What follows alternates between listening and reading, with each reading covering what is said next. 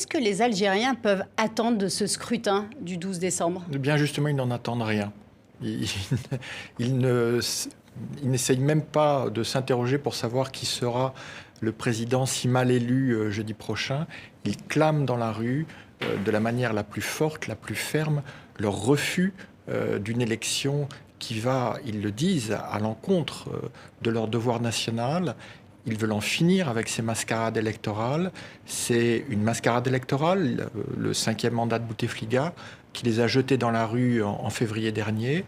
Ils y sont retournés, toujours aussi nombreux, toujours aussi déterminés, toujours aussi pacifiques, pacifistes, depuis chaque vendredi. C'est le 42e vendredi, sans aucun incident à déplorer, avec toujours la même discipline collective, et aussi bien à Alger d'ailleurs que dans des dizaines de villes du pays.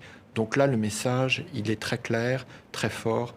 Cette élection n'a aucun sens. Alors non seulement ça n'a aucun sens, mais le mot d'ordre, d'une certaine manière, de beaucoup d'entre eux aujourd'hui, c'est de dire « nous n'irons pas voter ». C'est un scrutin qui ne sert qu'à recycler des anciens du régime. Le ministre de l'Intérieur algérien, lui, a qualifié les opposants à la présidentielle de traîtres, de mercenaires et d'homosexuels. On sent les vieux réflexes revenir au galop. On sent quand même que les autorités n'ont absolument pas pris la mesure de ce qui se passait dans la rue. C'est un problème, ce décalage. C'est le problème depuis le début de la crise. Il faut voir que c'est à chaque fois le régime, ce qu'on appelle pudiquement en Algérie les décideurs, c'est-à-dire les quelques généraux qui tiennent le pays en main. Dans l'ombre, toujours? Dans l'ombre avant, justement, avec le Hirak, avec cette contestation, ils ont été obligés de tomber le masque. Et c'est vrai que c'est pas joli ce qu'on voit. Et encore aujourd'hui, le chef d'état-major, Ahmed Gaïd Salah, s'est exprimé. C'est la première fois qu'il s'exprimait un vendredi, parce que généralement, il voulait que sa parole ne coïncide pas avec les slogans des manifestants. Il a annoncé pour jeudi prochain une fête électorale. Il a même décidé par avance que la participation serait massive. La réponse des Algériens est très simple. On ne peut pas gérer un pays comme une caserne. On respecte les généraux, on respecte l'armée, mais qu'ils fassent leur métier et qu'ils nous laissent vivre enfin libres. Et donc le Hirak va se poursuivre, mais jusqu'à quand ? La seule certitude, c'est qu'on ne sait pas combien d'Algériens, à mon avis, pas énormément, voteront jeudi prochain, mais vendredi, ils manifesteront de nouveau.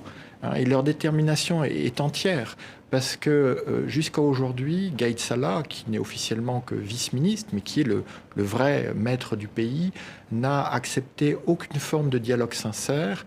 Il faut espérer que l'électrochoc de ces élections en trompe-l'œil va enfin l'amener à accepter ce dialogue, ces négociations, ces pourparlers vers une transition démocratique enfin authentique.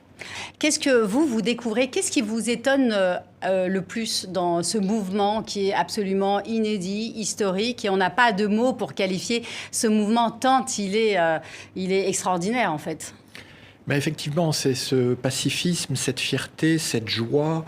Et comme le rappelait Sarah Nasser, le fait que les Algériens se redécouvrent dans leur diversité, qu'ils ont enfin une identité heureuse, où ils acceptent d'être ceci et cela et encore autre chose, sans être obligés de choisir. Et puis, pour un historien, c'est absolument fascinant. Cette jeunesse que l'on dit dépolitisée, que l'on dit être branchée sur ses écrans, elle dévore les livres d'histoire, elle veut comprendre son histoire.